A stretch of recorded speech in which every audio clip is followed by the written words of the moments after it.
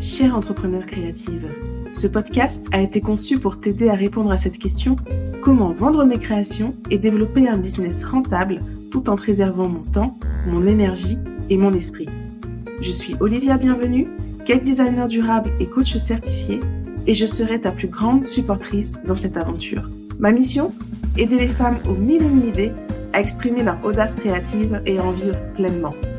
Welcome to the show!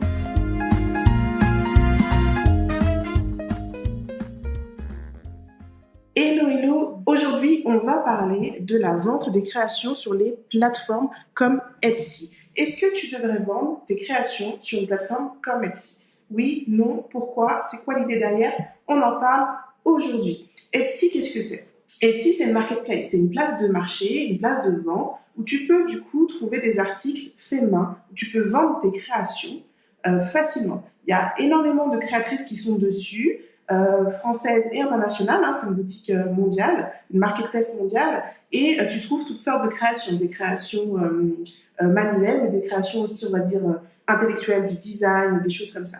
Donc, c'est vraiment, en tant que client, une mine d'or parce qu'il y a du choix. Il y a du choix, il y a du choix, il y a du choix. On trouve énormément de choses sur Etsy. Mais de l'autre côté, quand c'est toi la créatrice, quand c'est toi qui proposes des choses, quand c'est toi qui as à vendre des choses, est-ce que c'est un bon choix pour ton business, oui ou non? Est-ce que c'est une bonne stratégie, oui ou non?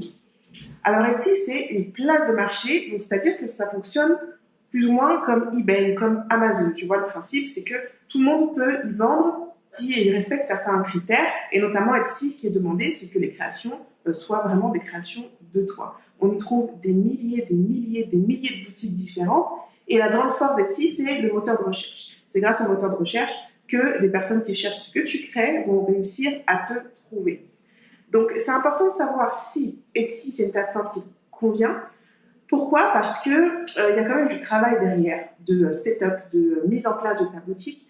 Et donc, ces actions que tu vas mettre en place, il faut voir si elles sont vraiment payantes, si ça vaut le coup, si tes efforts sont récompensés, oui ou non. Parce que tu mets du temps pour la créer ta boutique, tu mets du temps pour la mettre à jour. Donc, il faut voir si ce temps est rentable pour toi. Donc, on va voir maintenant les pros et les cons d'Etsy, les bénéfices et puis les côtés un peu obscurs. Un des principaux bénéfices que je vois à Etsy, c'est que tu n'as pas à prospecter, tu n'as pas à chercher de clients. La plateforme est tellement connue que les clients viennent naturellement. Tu cherches quelque chose fait main, tu cherches quelque chose d'original, tu sais que tu pourras le trouver sur Etsy. Les clients, ils viennent tout naturellement et tout le travail de prospection, de promotion, de publicité, etc., c'est Etsy qui le fait. Donc ça, de ce côté, télécharger, c'est un peu une sorte de sous-traitance. Et avec Etsy, du coup, c'est assez facile d'avoir des revenus passifs parce que une fois que tu y es, en fait, les ventes viennent d'elles-mêmes. Tu te réveilles le matin, tu vois les ventes que tu as empochées, ça peut être localement, ça peut être internationalement, donc ça ne s'arrête jamais. La contrepartie à ce système, c'est que c'est une plateforme donc à part entière, donc tu n'as pas de contrôle sur Etsy. Etsy a ses propres règles et ces règles peuvent changer quand ils souhaitent. S'ils veulent demain changer leurs règles, ils peuvent les changer. Si l'algorithme change, l'algorithme c'est tout le principe qu'il y a derrière le moteur de recherche et tout le codage qui permet qu'on te trouve d'une façon ou d'une autre, qui priorise des boutiques plutôt qu'une autre. Si tout ça change, on ne te retrouvera plus aussi facilement. Si les conditions générales de vente changent, tu peux te retrouver du jour au lendemain avec ta boutique fermée. D'ailleurs, hier, j'ai eu au téléphone une créatrice qui fait de la décoration d'intérieur, des objets de décoration intérieure avec des plumes, qui vendait sur une plateforme, donc pas Etsy, mais une autre plateforme de vente. Et leurs règles ont changé. Et du jour au lendemain, ils l'ont banni du site. Et c'était son seul canal de vente. Donc, je te laisse juste imaginer la situation. Le souci, c'est ça, c'est que c'est une plateforme à part entière qui a ses règles et qui peut changer du jour au lendemain sans prévenir, elle n'a aucune obligation de te prévenir. Donc, tu peux très bien te retrouver à vendre très très bien avec Etsy, et puis pendant des mois, pendant des années, et puis d'un coup, tu as moins de ventes parce que leur moteur de recherche change et il va favoriser d'autres créateurs. Et puis, tu peux ne plus avoir de boutique du tout parce que tu rentres plus dans leurs critères. Donc, quand tu vois tout le temps que tu investis pour créer ta boutique, tout le temps que tu prends à mettre les choses en place, c'est vraiment dommage de voir tout ce travail perdu sans que tu puisses rien y faire au final. Autre chose qui est pour moi pas du tout en faveur d'Etsy, c'est que tu ne peux pas contrôler ton image de marque. Et ton image de marque, c'est vraiment ce qui fait ta valeur ajoutée. C'est vraiment ton plus, c'est vraiment ton truc à toi. C'est très compliqué de te démarquer sur Etsy. Tout est un peu similaire, quoi. Tout se ressemble. Donc, ton image de marque, c'est ton univers, c'est l'ambiance que tu vas mettre dans ton entreprise, c'est l'expérience que tu vas faire vivre à tes prospects et à tes clients. Tu ne peux pas avoir ça sur Etsy. Etsy, c'est froid, c'est statique. Voilà, ça a sa propre image de marque et il intègre tout dedans. Donc toi, tu finis par être comme les autres au milieu de tout ça. En tant que client sur Etsy, tu peux facilement passer d'une boutique à l'autre sans le savoir. Parce que tu vas être là sur un article qui te plaît. Et ce que Etsy va faire, c'est que spontanément, avec l'algorithme, il va te proposer des choses moins chères à côté. Donc, tu as la petite colonne là à côté qui va te proposer des choses moins chères. Donc, toi, en tant que client, c'est transparent. Tu dis, ah bah tiens, il y a la même chose là, c'est moins cher, tu y vas. Tu n'es pas forcément attaché à un créateur, tu ne sais même pas forcément à qui tu achètes, mais tu es bien content d'avoir un article similaire qui coûte moins cher. Et toi, en tant que créateur, tu passes aux oubliettes. Et puis, n'oublie pas aussi que Etsy, c'est un business. Donc, Etsy a son propre objectif. Et son objectif à Etsy, c'est de gagner de l'argent. Comme tout business, c'est normal. Donc, son business model à Etsy, c'est quoi? Il y a des frais sur les ventes. Il y a des frais sur les frais de port. Et les frais varient entre 15 et 20%, voire plus en fonction de ce que tu vends. Parce qu'en fait, la contrepartie, c'est que plus tu vends et plus tu as des frais. Il n'y a pas forcément de réduction des frais par rapport à tes ventes. Donc, c'est une charge supplémentaire à prendre en compte dans ton calcul parce que 15 à 20%, c'est quand même pas rien. Donc, c'est quoi l'intérêt d'Etsy? C'est quoi son business model? Son intérêt, c'est quand même coûte que le visiteur achète.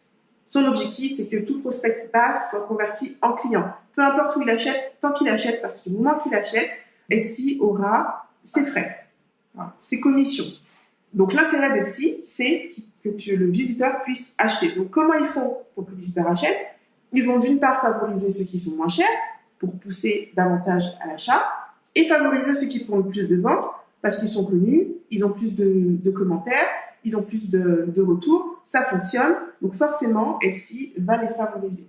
Donc, s'il y a un vendeur qui propose une créatrice, un créateur qui propose plus ou moins la même chose que toi et qui a déjà vendu 2 fois plus que toi, Etsy va le favoriser dans le moteur de recherche et dans les suggestions d'achat. Donc, tu pars avec un handicap. Donc, Etsy, une fois que ceci est dit, quelques éléments, parce qu'il y aurait beaucoup d'autres choses à dire. Je pense que j'en ferai un article de blog parce qu'il y a vraiment énormément de choses à dire. Mais avec déjà ces différents points-là, qu'est-ce que tu devrais faire? Est-ce que tu devrais y aller? Oui ou non? Eh bien, en fait, la réponse va dépendre de tes objectifs. Quels sont tes objectifs? Si ton objectif, c'est d'avoir un complément de revenu, sans prise de tête, d'être tranquille, tout roule, tu mets en place les choses et puis ça roule doucement, c'est pas ton revenu principal, Etsy, ça peut être une bonne solution parce que c'est une bonne façon de tester le marché. Tu as des prospects qui viennent, qui sont là, Etsy est connu, on sait que pour trouver des créations, on vient là. Donc, ça peut être une bonne façon de tester ton marché. C'est une bonne façon de voir comment le public réagit à tes créations. C'est facile, ça peut être intéressant. Surtout que la plateforme intègre tout.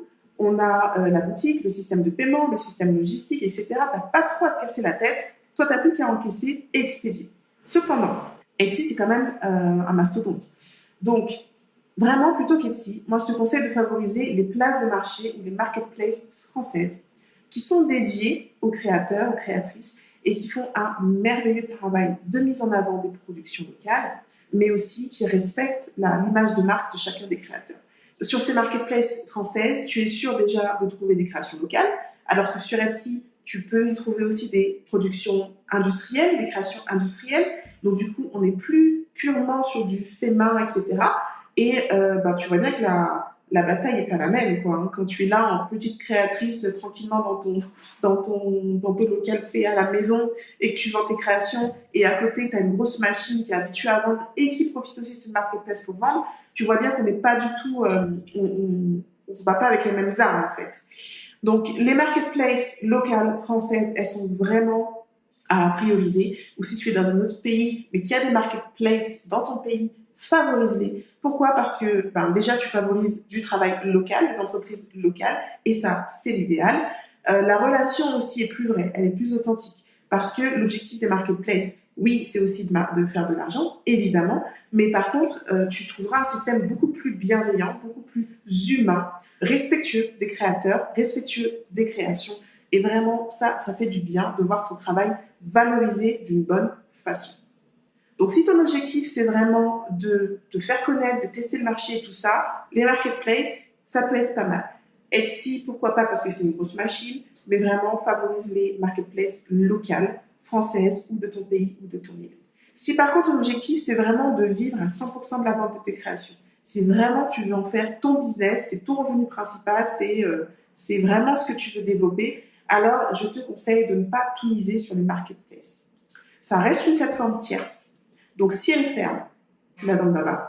Si les règles changent, eh ben, tu l'as dans le baba. Si le fonctionnement change, tu peux te retrouver du jour au lendemain sans aucun canal de vente si tu mises tout sur une marketplace. Et ça peut faire vraiment mal de te réveiller un matin et de voir que tout ton business s'écroule.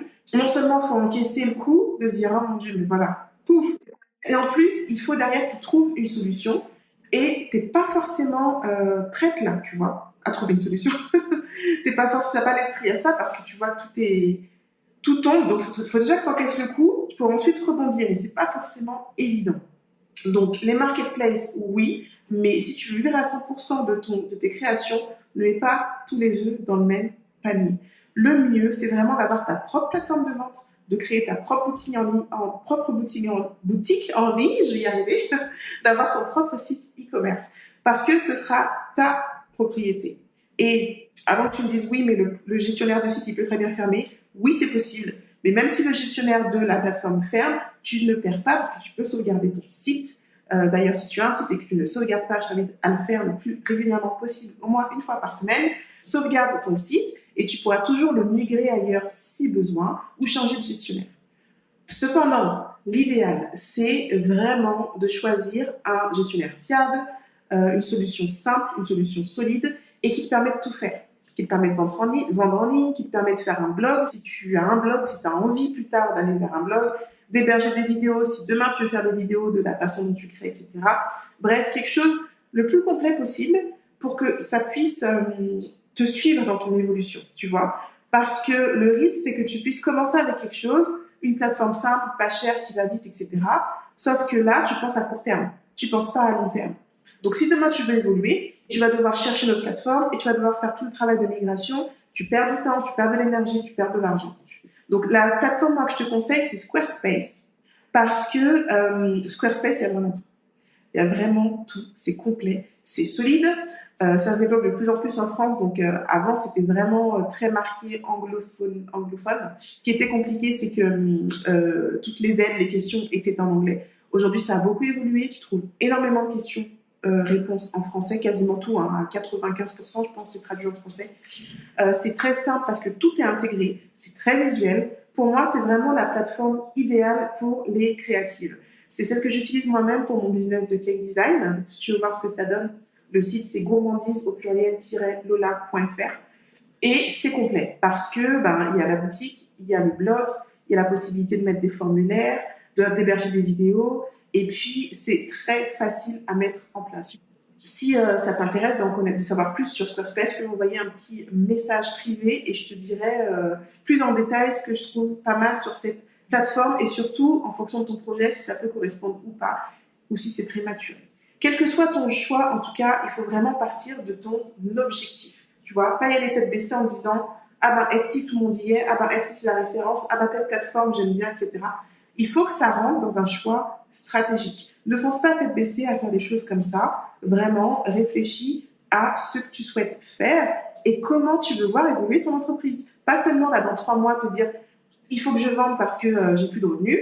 Il faut penser court terme, oui, des activités court terme qui génèrent du cash, mais il faut aussi penser long terme à comment je fais évoluer mon entreprise. Donc, prends le temps vraiment de réfléchir à ton projet dans sa globalité, réfléchir à tous tes objectifs et ensuite, tu choisis la solution qui te convient le mieux. Chaque chose en son temps.